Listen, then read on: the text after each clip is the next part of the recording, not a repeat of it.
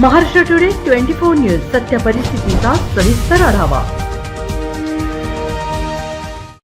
पोलिसांना मिळालेल्या गुप्त माहितीवरून पोलीस अधीक्षक पथक हिंगोली तसेच वसमत ग्रामीण पोलिसांनी सापळा रचून धान्यसमेत ट्रक पकडला।